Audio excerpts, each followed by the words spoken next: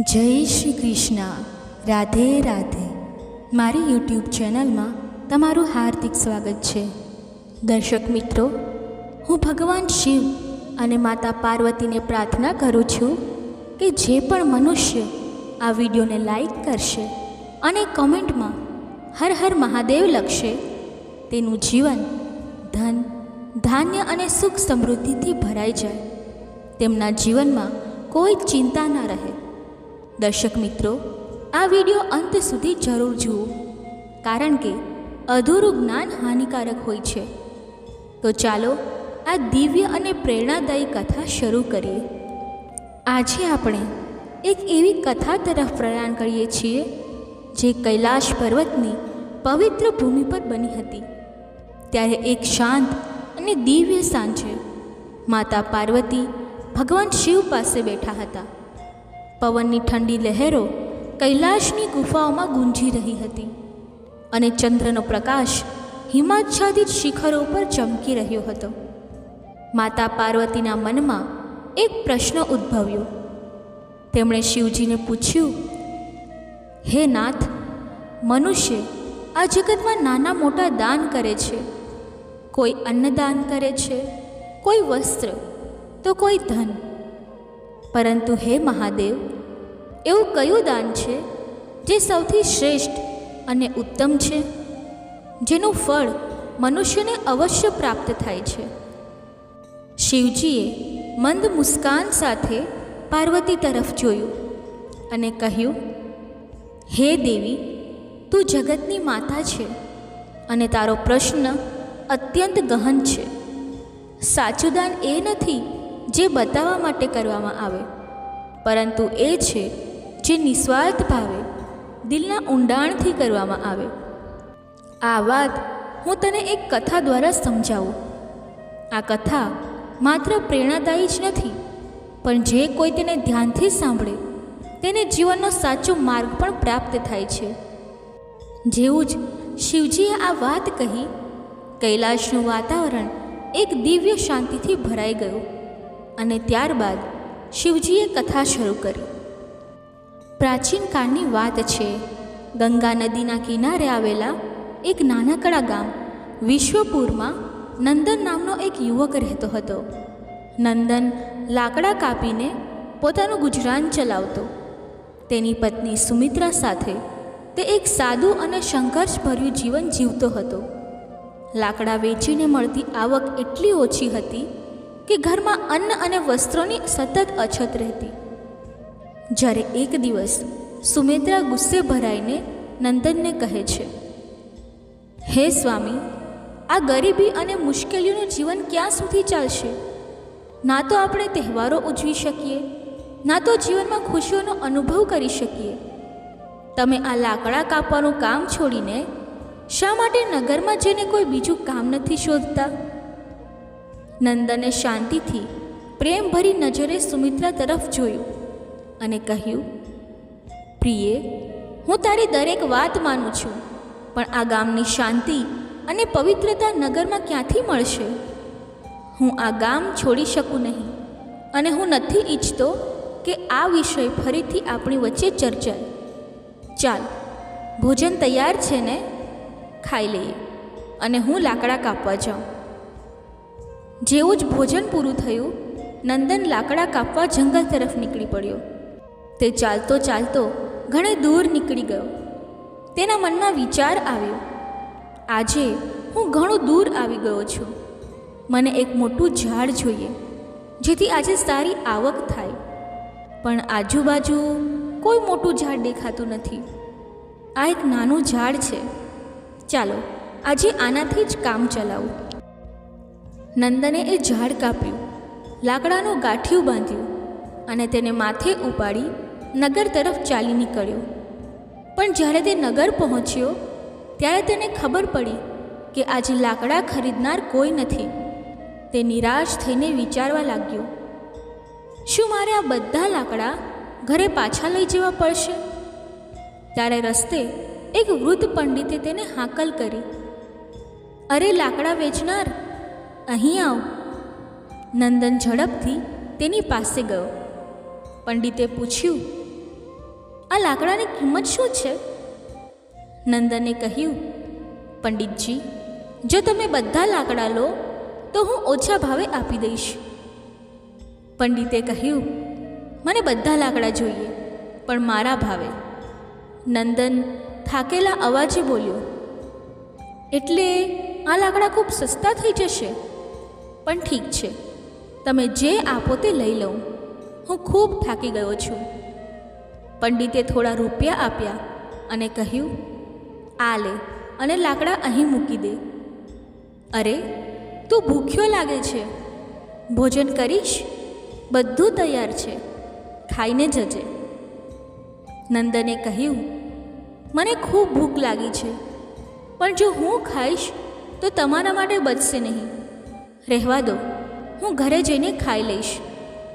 પંડિતે હસીને કહ્યું, ચિંતા ના કર, અહીં એટલું અન્ન છે કે 20 લોકો ખાઈ શકે. જ્યારે ભૂખ લાગે અહીં આવતો રહેજે. નંદને આશ્ચર્યથી પૂછ્યું, શું તમે હંમેશા બધાને આમ જ ભોજન આપો છો? પંડિતે જવાબ આપ્યો, જ્યાં સુધી ભગવાનની કૃપા છે હું આ કરતો રહીશ. આ બધું તેમની ઈચ્છા છે. નંદને કહ્યું, ઠીક છે, તો આજે હું અહીં જ ભોજન કરીશ. અને ત્યારબાદ નંદને પંડિતના ઘરે પેટ ભરીને ભોજન કર્યું. ભોજન પછી તે ઊભો થયો અને ધન્યવાદ આપતા બોલ્યો, પંડિતજી, તમે અત્યંત દયાળુ અને નેકદિલ માણસ છો. તમારા આ સારા કામમાં હું સહભાગી થવા માંગુ છું. હવેથી હું તમને લાકડા મફતમાં આપીશ. પંડિતે મંદ હાસ્ય સાથે કહ્યું, બેટા, સુખેથી ઘરે જા. ભગવાન તારું ભલું કરે. નંદને બધા લાકડા પંડિતને મફતમાં આપી દીધા અને ઘરે નીકળી પડ્યો. ઘરે પહોંચતા જ સુમિત્રાએ પૂછ્યું, આજે આટલી વાર કેમ લાગી? શું લાકડાનો સારો સોદો થયો? રૂપિયા બતાવો. નંદને જવાબ આપ્યો, પ્રિયે, સોદો ખાસ સારો નહોતો. આજે માત્ર થોડા રૂપિયા જ મળ્યા. સુમિત્રાએ આશ્ચર્યથી કહ્યું, શું? આટલી વાર બહાર રહ્યા અને માત્ર આટલું જ લાવ્યા?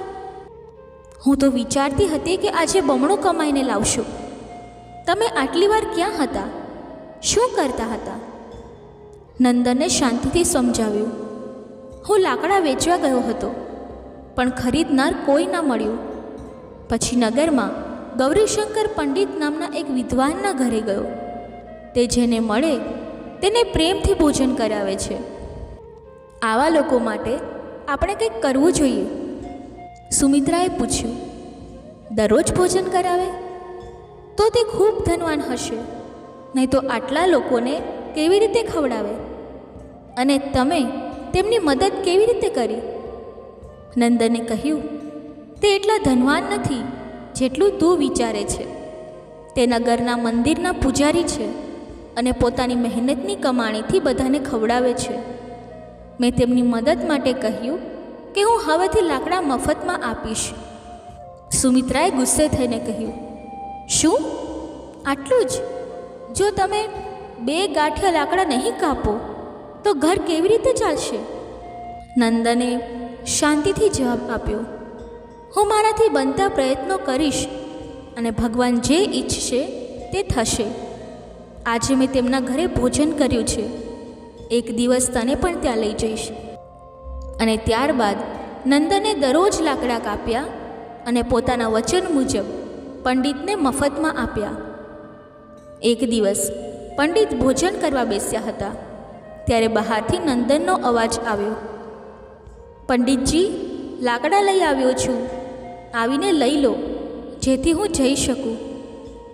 પંડિત બહાર આવ્યા અને કહ્યું, નંદન, હું તને આજે રૂપિયા નહીં આપી શકું. તું લાકડા પાછા લઈ જા. નંદને કહ્યું, રૂપિયા કાલે આપજો, પણ લાકડા અહીં જ મૂકીશ. મને ખૂબ ભૂખ લાગી છે. શું તમે મને ભોજન આપી શકો? તમે તો બધાને ખવડાવો છો. પંડિતે હસીને કહ્યું, કેમ નહીં નંદન, પહેલાં હાથ પગ ધોઈ લે, હું ભોજનની વ્યવસ્થા કરું. પંડિત ઘરમાં ગયા અને પોતાની પત્ની લક્ષ્મીને કહ્યું. લક્ષ્મીએ ચિંતાથી કહ્યું, આવો વાયદો તમે કેમ કર્યો? ઘરમાં ખાવાનું કંઈ બચ્યું નથી. ફક્ત તમારા માટે જે થોડું ભોજન પીરસ્યું છે તે જ છે. પંડિતે શાંતિથી કહ્યું, ચિંતા ના કર. જે ભોજન તે પીરસ્યું છે તે નંદન માટે પૂરતું છે. હું આજે ઉપવાસ કરી લઈશ. લક્ષ્મીએ થોડા ગુસ્સે થઈને કહ્યું, આવું તમે કેટલું કરશો? જ્યારે આપણી પાસે પોતાને માટે પણ પૂરતું નથી તો બીજા માટે આટલું કેમ કરો છો? પંડિતે દ્રઢતાથી જવાબ આપ્યો, ઈશ્વર બધું આપે છે. પહેલાં નંદનને ભોજન પીરસો. અને જેવું જ નંદને ભોજન કર્યું, પંડિતે ખુશીથી તેને વિદાય આપી. આમ પંડિત દરરોજ લોકોને ખવડાવતા, ભલે તેમની પાસે પોતાને માટે કંઈ ન બચે. થોડા સમય પછી એક દિવસ નંદન લાકડા કાપવા જંગલમાં ગયો. તે વિચારવા લાગ્યો, જંગલના કિનારાના બધા સૂકા ઝાડ તો હું કાપી ચૂક્યો. હવે ફક્ત લીલા ઝાડ બચ્યા છે. જંગલની અંદર જવું થોડું જોખમી લાગે છે. હું ક્યારે આટલી અંદર ગયો નથી. જો જંગલી જાનવર હશે તો? પણ ઘરની જરૂરિયાતનું દબાણ હતું, તેથી ડરતા ડરતા નંદન જંગલની અંદર ચાલ્યો ગયો. ઘણે દૂર નીકળી ગયા પછી અચાનક તેને એક વિશાળ ઝાડ દેખાયું. તેના મનમાં વિચાર આવ્યો, આ ઝાડની ડાળી ખૂબ મજબૂત છે. જો આને કાપું તો 3 ગાંઠિયા લાકડા બનશે. ઘણું મોડું પણ થઈ ગયું છે. ચાલો આજે આને જ કાપું. નંદન ઝાડ પર ચડી ગયો. એક મજબૂત ડાળી પર બેસી ગયો અને તે જ ડાળી કાપવા લાગ્યો. ડાળી ખૂબ મોટી હતી અને જેવી જ તે કપાઈ તે બાજુના ઝાડ અને એક નાના ટેકરા પાસે પડી. અચાનક ત્યાં એક સાધુ પ્રગટ થયા. તેમનો ચહેરો ક્રોધથી લાલ હતો. તે ગરજ્યા, કોણે મારી તપસ્યા ભંગ કરી? લાગે છે તે તું જ છે. નંદન ડરી ગયો અને હાથ જોડીને બોલ્યો, મહારાજ, મને માફ કરો. મને ખબર નહોતી કે તમે અહીં તપસ્યા કરો છો. સાધુએ ગુસ્સામાં કહ્યું, હું અહીં વર્ષોથી તપસ્યા કરું છું. તે મારી તપસ્યા ભંગ કરી અને તેના પાપનો ભાગીદાર તું જ છે. હું તને શાપ આપું છું કે તું કૂતરો બની જા. નંદન ધ્રુજવા લાગ્યો અને વિનંતી કરવા લાગ્યો, મહારાજ, મેં જાણી જોઈને આવું નથી કર્યું. હું રોજ લાકડા કાપીને મારું ગુજરાન ચલાવું છું. કૃપા કરીને આ શાપ પાછો લો. સાધુનો ગુસ્સો થોડો શાંત થયો. તે બોલ્યા, મેં જે શાપ આપ્યો તે પાછો લેવો શક્ય નથી, પણ એક ઉપાય છે જેનાથી તું આ શાપમાંથી મુક્ત થઈ શકે. તારે એવા 2 વ્યક્તિઓ શોધવા જે સૌથી શ્રેષ્ઠ દાન કરે. તેમના ભોજનનો બચેલો એક દાણો પણ તું ખાઈ લે તો આ શાપની અસર ધીમે ધીમે ઓછી થશે. જ્યારે તારું શરીર સંપૂર્ણ સફેદ થઈ જશે ત્યારે તું શાપમાંથી મુક્ત થઈ જઈશ. નંદન રડતા રડતા બોલ્યો, મહારાજ, હું મારી પત્નીનો એકમાત્ર આધાર છું. લાકડા વેચીને જે રૂપિયા લાવું તેનાથી અમારું ગુજરાન ચાલે છે. હવે હું કૂતરો બની ગયો તો મારું શું થશે? સાધુએ શાંતિથી કહ્યું, ચિંતા ના કર. ભગવાન શિવ તારી મદદ કરશે. જ્યારે આ શાપ તૂટશે ત્યારે તારું જીવન સુખ, સમૃદ્ધિ અને શાંતિથી ભરાઈ જશે. અને આ કહીને સાધુ ત્યાંથી અદૃશ્ય થઈ ગયા. નંદન સાધુના શાપને કારણે એક કૂતરામાં ફેરવાઈ ગયો. હવે નંદન શાપમાંથી મુક્તિ મેળવવા માટે યાત્રા પર નીકળ્યો. તે વિચારવા લાગ્યો, સાધુએ જે કહ્યું તેવા શ્રેષ્ઠ દાન આપનારા મને ક્યાં મળશે? મારી સમજમાં કંઈ આવતું નથી. હા, ગૌરીશંકર પંડિત, તે ખૂબ ઉદાર અને નેકદિલ વ્યક્તિ છે. હું સૌથી પહેલાં તેમની પાસે જઈશ. અને ત્યારબાદ નંદન કૂતરાના રૂપમાં પંડિતના ઘરે પહોંચ્યો. તે દિવસે પંડિત પોતાની પત્ની સાથે વાત કરતા હતા. આજે હું બધા મહેમાનોને ભોજન ખવડાવી શક્યો. આ બધું ભગવાન શિવની કૃપા છે. પંડિતનું ભોજન પૂરું થયા પછી લક્ષ્મીએ બચેલું ભોજન બહાર ફેંકી દીધું. નંદન કૂતરાના રૂપમાં ત્યાં પહોંચ્યો અને પંડિતનું બચેલું ભોજન ખાઈ લીધું. જેવું જ તેણે ભોજન ખાધું, તેનું અડધું શરીર સફેદ થઈ ગયું. નંદન ખુશીથી બોલ્યો, મને ખાતરી હતી કે પંડિતજી ખૂબ દયાળુ છે. મને અડધી મુક્તિ મળી ગઈ, પણ સંપૂર્ણ મુક્તિ મેળવવા માટે મારે બીજી વ્યક્તિ શોધવી પડશે.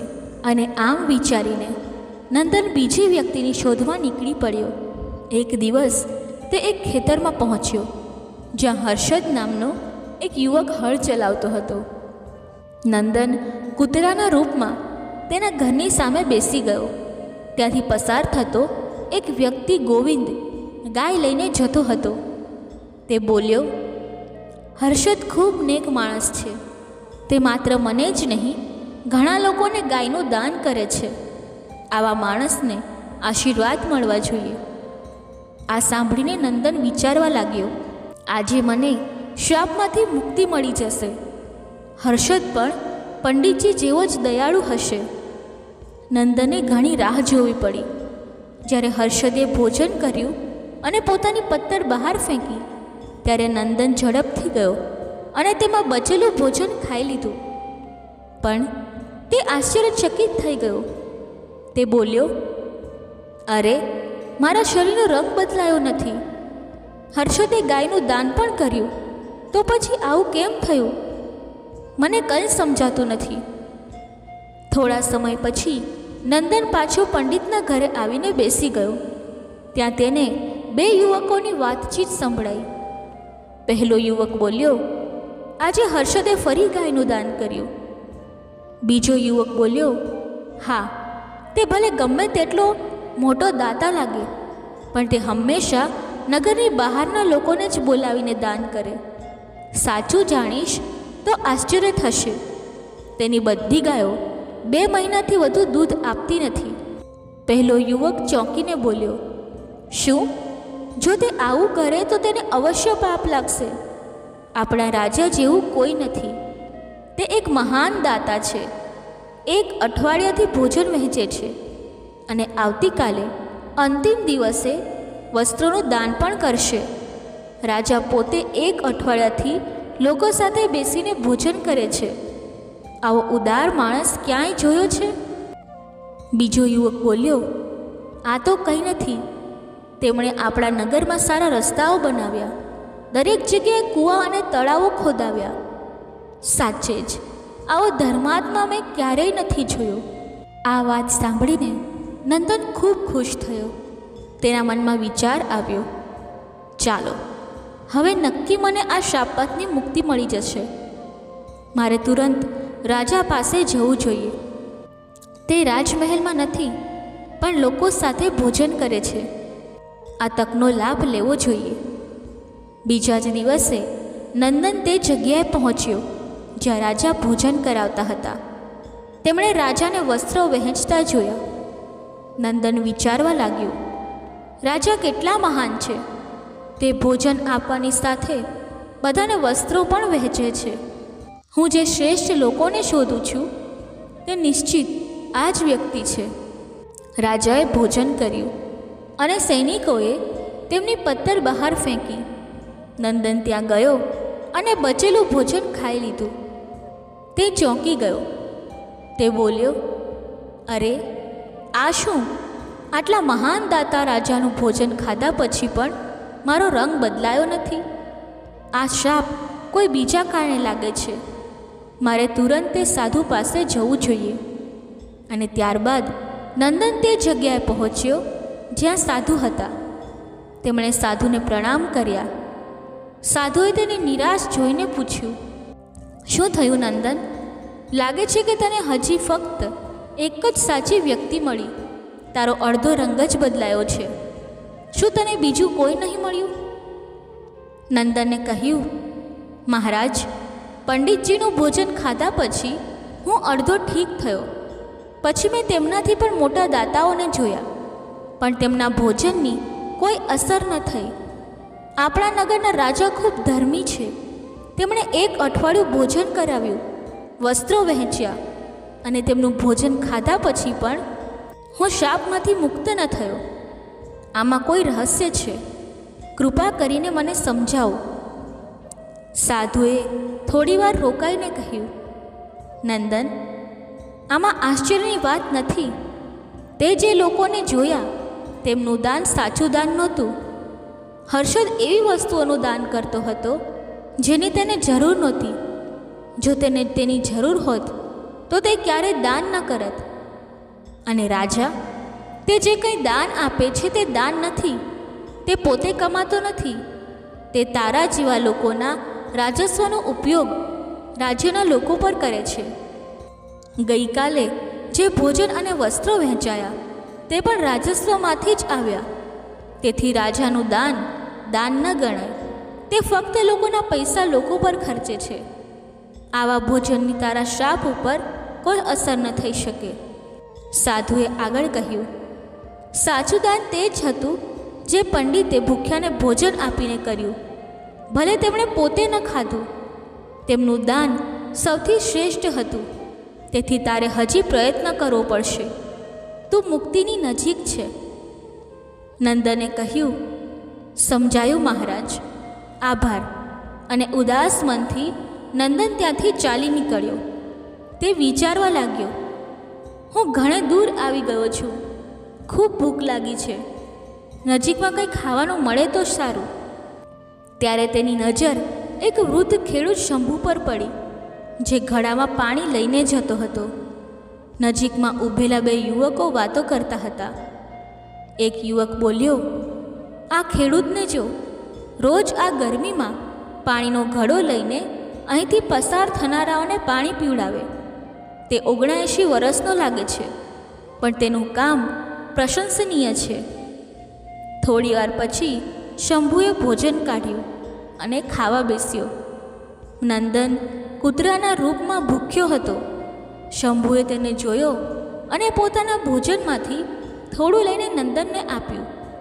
જેવું જ નંદને તે ભોજન ખાધું, તેનો શાપ સંપૂર્ણ રીતે નાશ પામ્યો અને તે પાછો મનુષ્ય બની ગયો.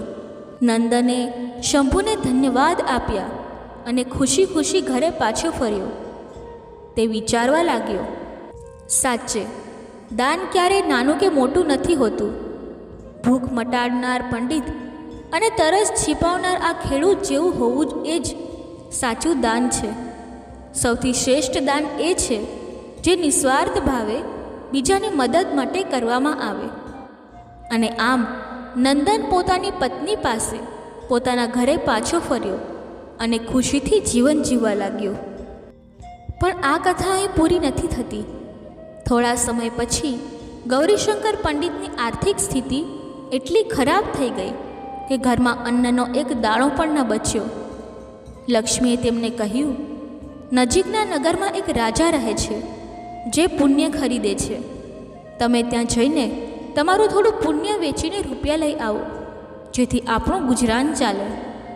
પહેલાં તો પંડિતે ના પાડી, પણ લક્ષ્મીના વારંવાર કહેવાથી તે રાજી થયા.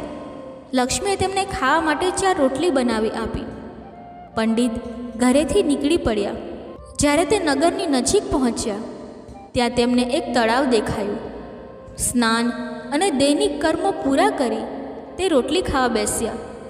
ત્યારે એક ભૂખી કૂતરી તેમની સામે આવી. કૂતરીએ જંગલમાં બાળકોને જન્મ આપ્યો હતો અને તે 3 દિવસથી ભૂખી હતી. ભારે વરસાદને કારણે તે બાળકોને છોડીને ક્યાંય જઈ શકતી નહોતી. પંડિતે કૂતરીની ભૂખી આંખો જોઈ અને પોતાની એક રોટલી તેને આપી. કૂતરીએ તે ખાઈ લીધી. પછી પંડિતે બીજી રોટલી આપી. તે પણ કૂતરીએ ખાઈ. આમ એક પછી એક પંડિતે પોતાની 4 રોટલી કૂતરીને ખવડાવી દીધી. કૂતરી તૃપ્ત થઈ ગઈ, પણ પંડિત પોતે ભૂખ્યા રહી ગયા. અને ત્યારબાદ પંડિત રાજાના મહેલ તરફ ચાલી નીકળ્યા. રાજાને મળીને તેમણે કહ્યું, હું મારું પુણ્ય વેચવા માગું છું. રાજાએ કહ્યું, બપોર પછી આવો. રાજાએ પોતાની પત્ની રાણી સાથે વાત કરી. એક પંડિત આવ્યા છે જે પોતાનું પુણ્ય વેચવા માંગે છે. તારા મતે તેમના પુણ્ય શું શ્રેષ્ઠ હશે જે હું ખરીદું? રાણીએ કહ્યું, જે પુણ્ય તેમણે આજે જંગલમાં એક ભૂખી કૂતરી અને તેના બાળકોને રોટલી ખવડાવીને કમાયું તે જ શ્રેષ્ઠ છે. રાજા પંડિત પાસે ગયા અને બોલ્યા, તમે કયું પુણ્ય આપશો? પંડિતે કહ્યું, તમે કયું પુણ્ય લેવા માંગો છો? રાજાએ કહ્યું, આજે તમે જે યજ્ઞ કર્યો તેનું પુણ્ય. પંડિતે આશ્ચર્યથી કહ્યું, મેં આજે કોઈ યજ્ઞ નથી કર્યો. મારી પાસે એટલું ધન નથી કે હું યજ્ઞ કરું. રાજાએ જવાબ આપ્યો, તમે આજે તળાવના કિનારે એક ભૂખી કૂતરીને 4 રોટલી ખવડાવી. અમે તે જ પુણ્ય ખરીદવા માંગીએ છીએ. પંડિતે પૂછ્યું, ત્યારે ત્યાં કોઈ નહોતું, તમને આ કેવી રીતે ખબર? રાજાએ કહ્યું, મારી પત્ની પતિવ્રતા છે, તેમણે જ મને આ બધું જણાવ્યું. પંડિતે કહ્યું, બહુ સારું, લો, પણ તેની કિંમત શું આપશો? રાજાએ કહ્યું, જેટલી તમારી રોટલીનું વજન તેટલા જ વજનના હીરા મોતી હું તોડી આપીશ. પંડિતે સહમતિ આપી. રાજાએ અંદાજે 4 રોટલીના વજનની રોટલી બનાવી. તેના વજનની બરાબરી કરવા હીરા મોતી ત્રાજવામાં મૂકવામાં આવ્યા. પણ ગમે તેટલા રત્ન મૂક્યા, રોટલીવાળો પલ્લો ઉપર ન ઉઠ્યો. રાજાએ કહ્યું, વધુ રત્ન લાવો. જ્યારે પંડિતે પોતાના પુણ્યની આવી અસર જોઈ તેમની આંખો ખુલી ગઈ. તેમણે કહ્યું, રાજન, હું આ પુણ્ય હવે નહીં વેચું. રાજાએ કહ્યું, જેવી તમારી ઈચ્છા. અને પંડિત ત્યાંથી ઘરે જવા નીકળી પડ્યા. રસ્તામાં તે જ તળાવની પાસે પહોંચ્યા જ્યાં તેમણે કૂતરીને રોટલી ખવડાવી હતી. ત્યાં એક ઝાડ નીચે બેસી તે વિચારવા લાગ્યા. ત્યારે ત્યાં એક શિવજીના શિષ્ય સંત આવ્યા. તેમણે પંડિતને ચિંતિત જોઈને પૂછ્યું, પુત્ર, શું વાત છે? તું ખૂબ ચિંતામાં લાગે છે? પંડિતે સંતને પ્રણામ કર્યા અને આખી વાત કહી. સંતે કહ્યું, પુત્ર, તે યોગ્ય કર્યું. પુણ્યનો સોદો નથી થતો, તે પોતે જ ફળ આપે છે. મનુષ્ય જેવું કર્મ કરે તેવું ફળ તેને સમય આવ્યે મળે છે. સંતની વાત સાંભળી પંડિતના મનને શાંતિ મળી. સંતે તેમને એક પોટલી આપતા કહ્યું, પુત્ર, આ લઈ જા. આમાં થોડા મેવા છે. રાત્રે ભોજન પછી આનું સેવન કરજે, તારું કલ્યાણ થશે. પંડિતે પોટલી લીધી, સંતને ધન્યવાદ કર્યા અને ઘરે પાછા ફર્યા. જ્યારે પંડિત ઘરે પહોંચ્યા તેમણે ભોજન કર્યું અને ટહેલવા બહાર ગયા. લક્ષ્મીની નજર ટેબલ પર પડેલી પોટલી પર ગઈ. તેના મનમાં ઉત્સુકતા જાગી. તેણે પોટલી ઉપાડી અને ખોલી. જેવી જ પોટલી ખુલી તેનો આશ્ચર્યની સીમા ન હતી. પોટલીમાં હીરા, પન્ના અને માણેક ચમકી રહ્યા હતા. થોડીવાર પછી જ્યારે પંડિત ઘરે પાછા આવ્યા, લક્ષ્મીએ પૂછ્યું, આટલા હીરા પન્ના ક્યાંથી લાવ્યા? પંડિતે હસીને કહ્યું, શું મજાક કરે છે? સૂકા મેવા તને હીરા મોતી લાગે છે? લક્ષ્મીએ કહ્યું, મજાક નથી. મેં પોટલી ખોલીને જોઈ, તેમાં ઢગલાબંધ બેશકિંમતી રત્નો છે. પંડિતે કહ્યું, બતાવ મને. લક્ષ્મીએ પોટલી તેમની સામે મૂકી. પંડિત રત્નો જોઈને ચોંકી ગયા. તેમને સમજાયું કે આ બધું તે પુણ્યની અસર છે જે તેમણે ભૂખી કૂતરીને રોટલી ખવડાવીને મેળવ્યું. અને તે સંત કોઈ બીજા નહીં પરંતુ સાક્ષાત ભગવાન શિવ હતા. પંડિતે પોતાની આખી યાત્રાનું વૃત્તાંત લક્ષ્મીને સંભળાવ્યું. તેમણે કહ્યું, આ બધું ભગવાન શિવની કૃપા અને દયાનું પરિણામ છે. રાજસી અને તામસી દાનનું ફળ મર્યાદિત હોય છે, પણ નિસ્વાર્થ ભાવે કરેલું દાન અનંત ફળ આપે છે. શિવજીએ કથા પૂરી કરી અને પાર્વતી તરફ જોઈને કહ્યું, હે દેવી, સાચું દાન એ છે જે નિસ્વાર્થ ભાવે જરૂરિયાતમંદની મદદ માટે કરવામાં આવે. જેમ પંડિતે પોતાની ભૂખની ચિંતા કર્યા વિના ભૂખી કૂતરીને રોટલી આપી અને શંભુએ પોતાનું ભોજન ભૂખ્યા કૂતરા સાથે વહેંચ્યું, આવું દાન જ સૌથી શ્રેષ્ઠ છે.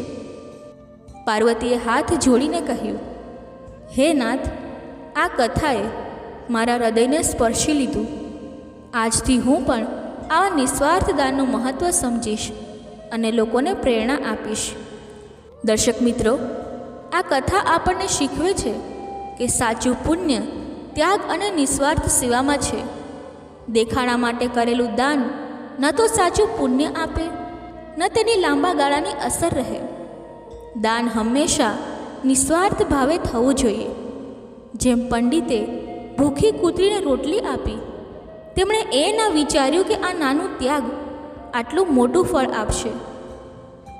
આ કથા આપણને એ શીખવે છે કે જરૂરિયાતમંદની મદદનો સાચો અવસર ત્યારે જ આવે જ્યારે તે સાચે જ સંકટમાં હોય.